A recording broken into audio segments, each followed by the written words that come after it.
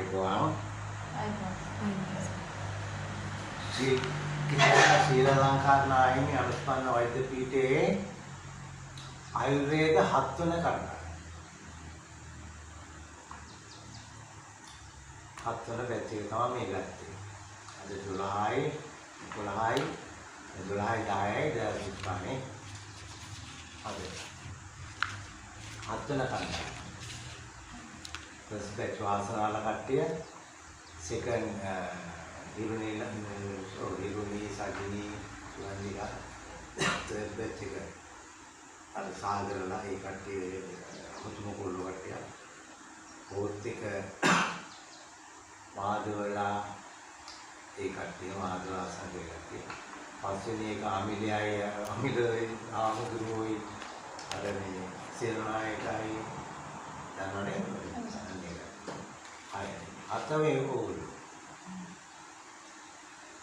හොඳයි මානසික ටික ඉස්සරහට තියෙනවා හරි ඒතකොට මේක ඉතිහාස කතාව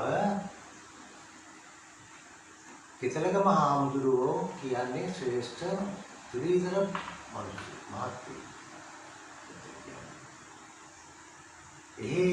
මාතර කිතලගමදී පිරිවෙනෙන් අභිධර්මයේ කියන්නේ අභිධර්මයේ කියන්නේ දැන් මාව පේනවනේ දුවෙන්ට මාව පේනවනේ මට ඔයගොල්ලෝ පේනවනේ මොකද මේ සිද්ධිය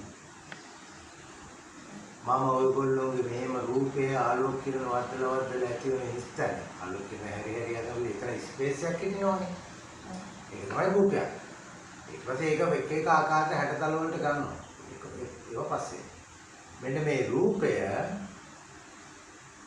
මොහොතින් මොහොත අර ගලක් ගහක් වගේ නැතුව වෙනස් වෙනවා.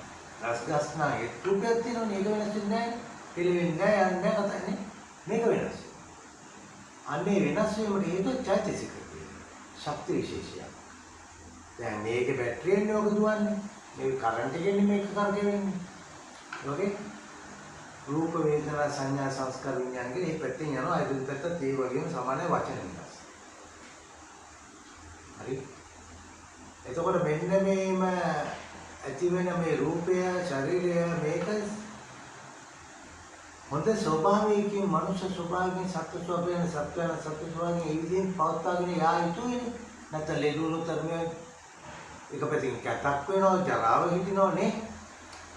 අන්න එහෙම අවශ්‍යතාවයක් දැකලා මිනිස්සු ලෙඩ වෙන කාලේ මනුෂ්‍ය වර්ගයා ඒ බ්‍රහ්ම ලෝක දිව්‍ය ලෝක වලින් එහාට ගිහිල්ලා මහා දින්නක් ඇති වෙලා ඒ මේ පරමාණු කුකුලා රෙද වගේ වෙලා මේ පොළ විනාශ වෙලා ගිය වෙලාවේ ඒවට ගිහිල්ලා බ්‍රහ්ම ලෝක වල ඉන්න අය පල්ලෙහාට බෑලා මේ මඩ පොළොව කාලා ශරීරයක් ඇති කරගෙන ශෛල ඇති වෙලා එහෙම වෙලා ඉඳද්දී මේගොල්ලෝ මේ ලෙඩ වෙන මොහොතේදී ශක්තිය වෙන්දියා ළඟට යනවා මේ මිනිස්යාගෙම 12 දිනක් එකතු වෙලා හිමාලය කන්ද මුල සාකච්ඡාව පවත්වලා අපි ටිකක් දැනුමක් තියෙනවා අපිට ආසින් කරන්න පුළුවන් ටිකක් ඒක පුළුවන් අපි යොමු කරගෙන එකතු වුණා අපි හිතනකොට යටත් හිතුණා පරිචිත විඥානනේ ඒ වගේ තියෙන ධ්‍යාන අන්න එහෙම වෙලා ඒ කට්ටිය එක්රැස් වෙලා භාරද්වාජ කියන මහත්තයා යව දිවි ලෝකෙට ගිහලා බ්‍රහ්ම ලෝකෙට ගිහලා අර මේ පොළොව මහා දින්නට අහුවෙච්ච වෙලාවේ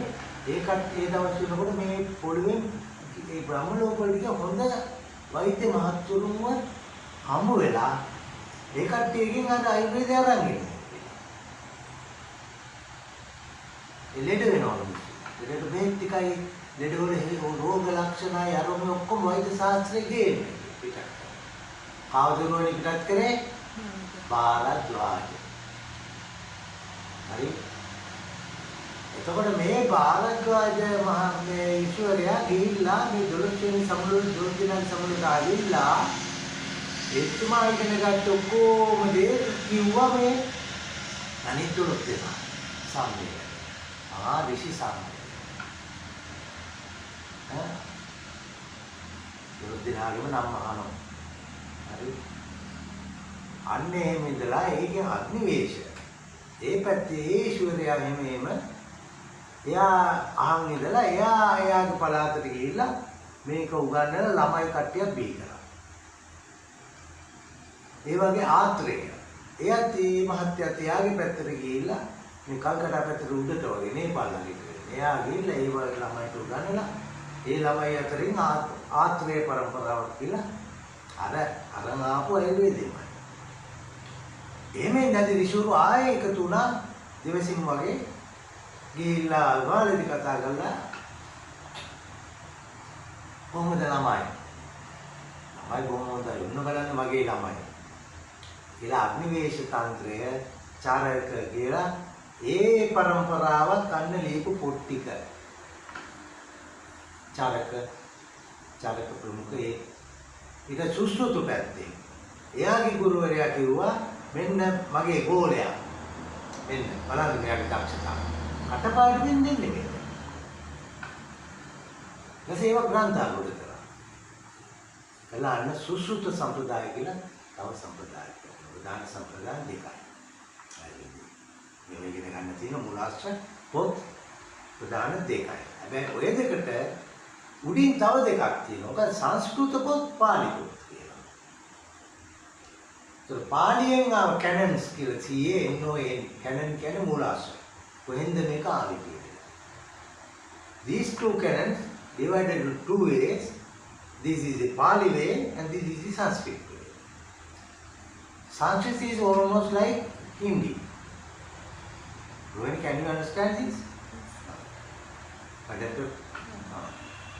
Then these two sections, Pali and Sanskrit. But that Rishi conference was held on the Sanskrit language.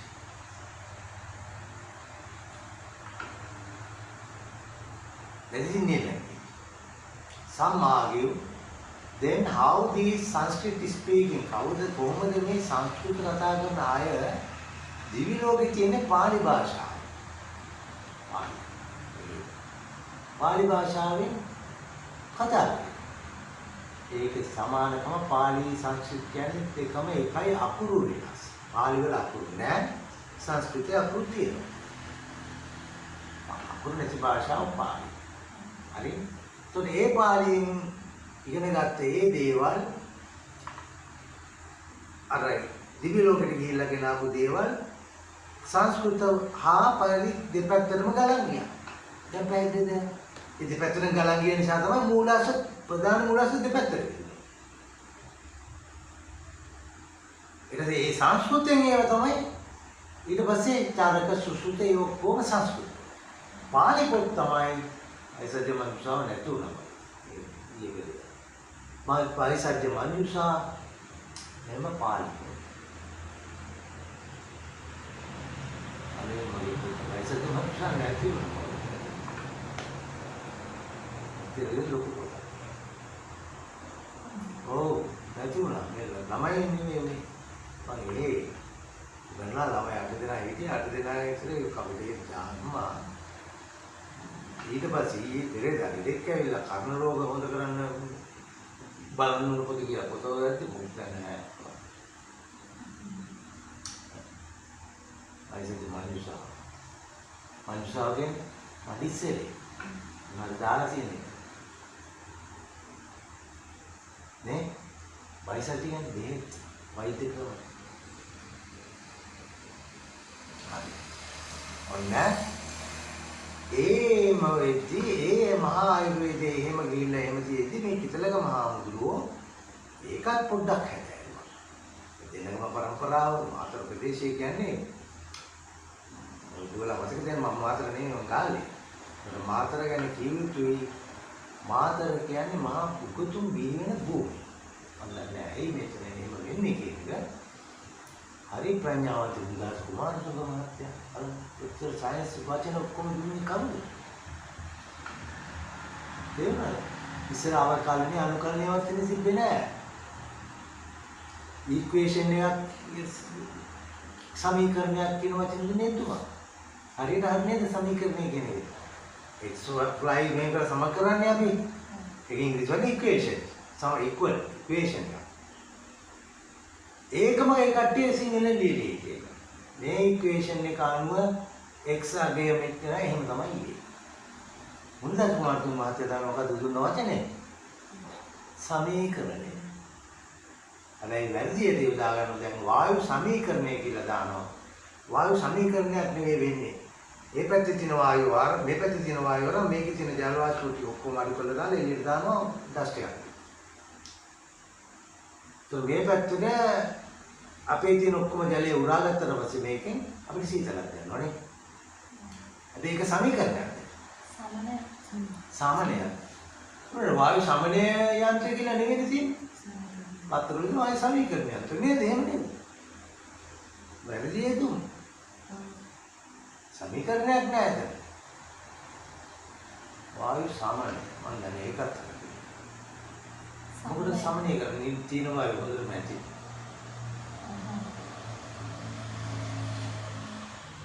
නෑ ඒක සමනය කියලා. සමනය නෑ නේද? ඒකත් සමනය වෙන්නේ නෑ ඕකට. හරියට ප්‍රවාහය ඕන එකක් අහන්න පුළුවන් මොකද? ඒක විරුද්ධ පාඩම. විරුද්ධ විෂයක් විරුද්ධ එතකොට ජීවනයේ ඔය ස්ථාරක සුසුත ඔය ආත්‍රය ඔය අග්නිවේශ ඔය මහා ඍෂිවරුන්ට උපාධි තිබුණේ නැහැ. ලයිසන්ස් තිබුණේ නැහැ. ආයුර්වේද ශාස්ත්‍රය කියලා විභාග වලට ගියේ නැහැ. පාරම්පරික කියලා විභාග වලට ගියේ නැහැ. තිබුණේ නැහැ. එහෙනම් අධිකරණය පිළිගන්නවා මේ ආයුර්වේද වෛද්‍ය විද්‍යාවට කවුද ඇතුළුනේ? එයාගේ born right. There is a born right. What is the name? It is called born කියන්නේ born right. born කියන්නේ ඉපදිච්ච උපදුනාම ලැබෙන අයිතිය මොකද්ද? ආයුර්වේදික කියන්නේ මේ ගහකොළ ටික අරන් මේකෙන් බේතක් හදලා ඔළුවේ තෙල් ටිකක් ගන්න කාගෙන්වත් අවසරයක් ඕනේ.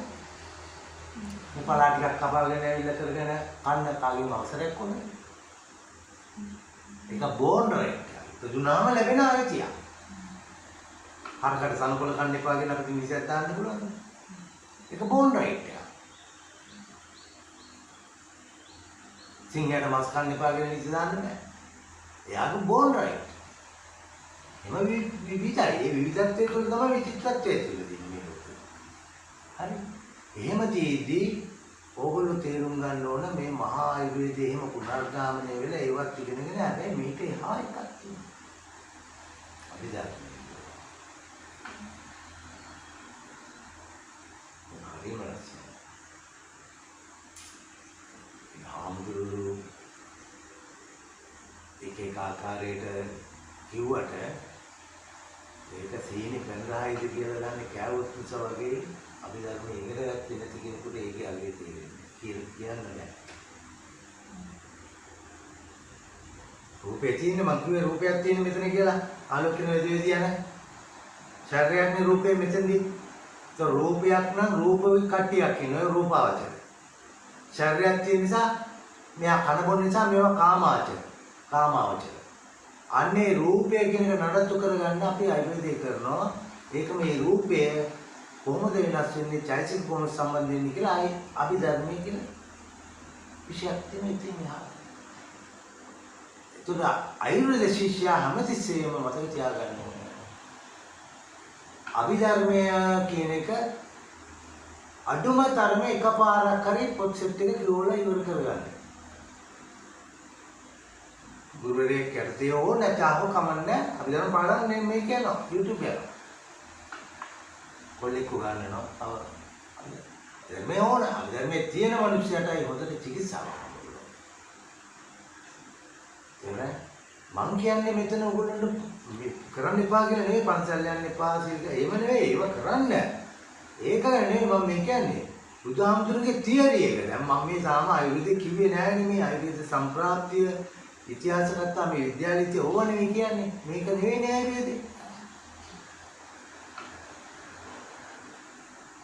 තේරුණා? මේ වෙලාව ආයුර්වේදෙත් බාහිරේ මේ දැන් කතා කරනවා. එතකොට අභිධර්මයේ ඉගෙන ගන්නකොට ඔයගොල්ලෝ තේරුම් ගන්න ඕනේ මේ ජීවිතේ උපදිලා ජීවත් වෙලා මැරිලා නැවත උපදිනවා. ඇති වෙලා පවතිලා නැති වෙලා නැවත ඇති වෙනවා. අන්න ඒක අපි මේ ලියන සංකේතය.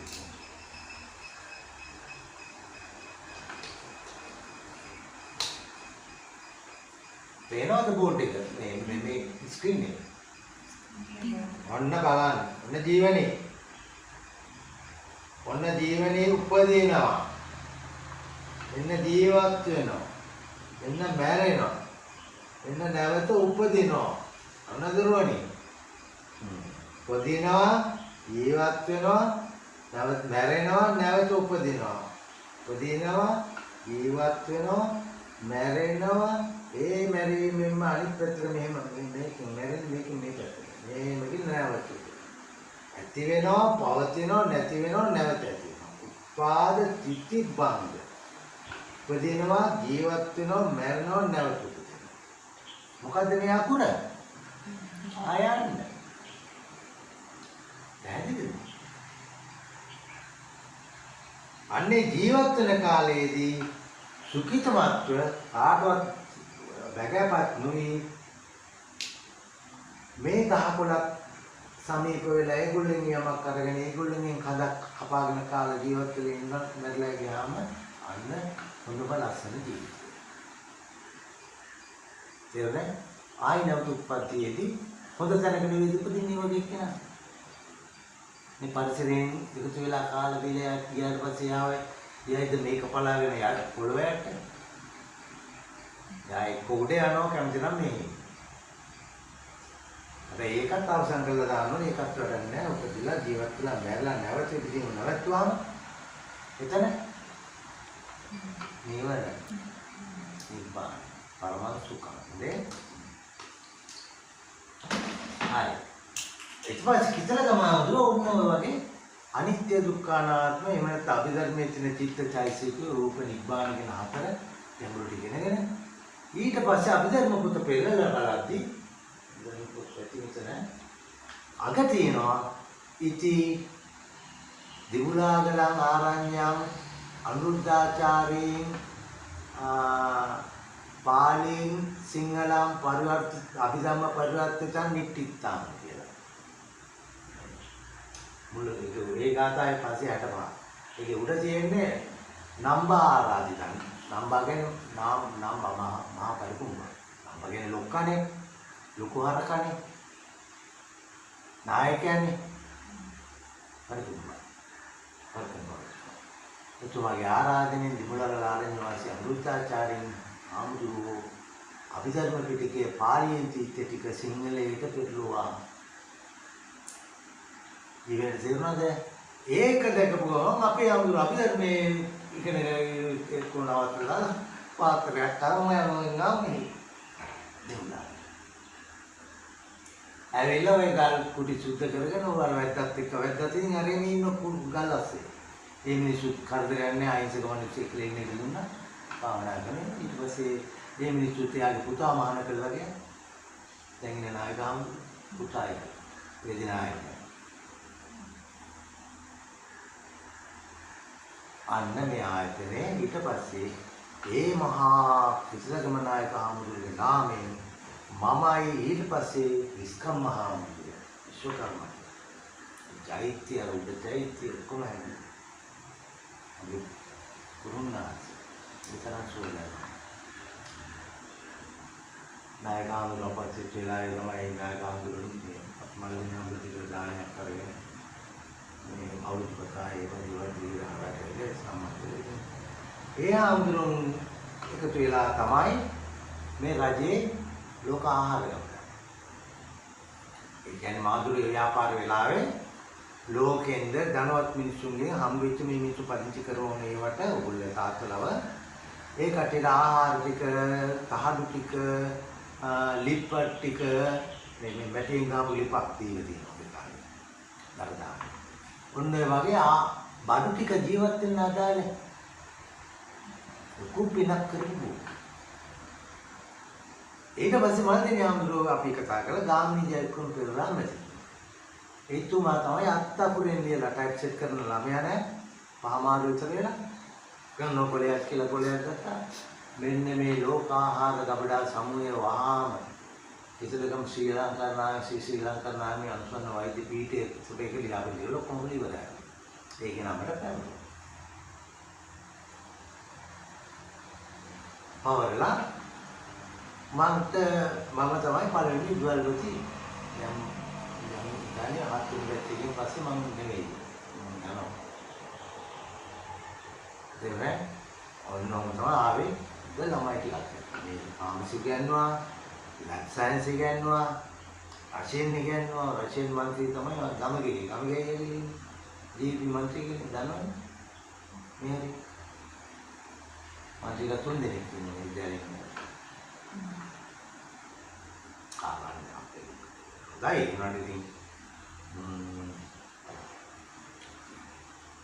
මාත් එක්ක නෑ ආරයත් එක්ක නම් ගැටුම් ඇති කරගෙන තියෙන දැන් මන්ත්‍රීලා මගේ සම්බන්ධයක් නැහැ කියලා ආරයන් ආමුදුරු ගන්නවා මේ මගේ කිසිම සම්බන්ධයක් නැහැ ඒවට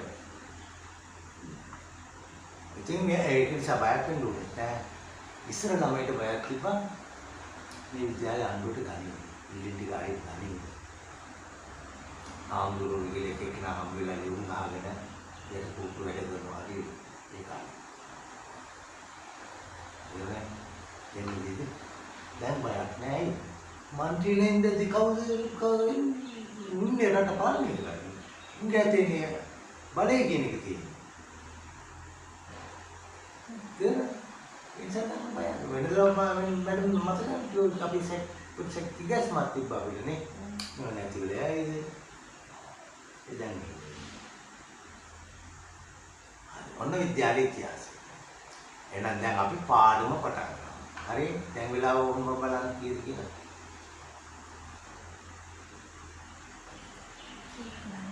මම පොණින් බලන්න 11යි හා 11යි 7යි දැන් තමයි පාඩම 11 12 හරි හා එහෙනම් අද හරි වගේ ගහගෙන රෙස්ට් එකක් ගන්න විනාඩි 3 ගන්න වැඩි ගන්නත් එපා විනාඩි 5යි ආ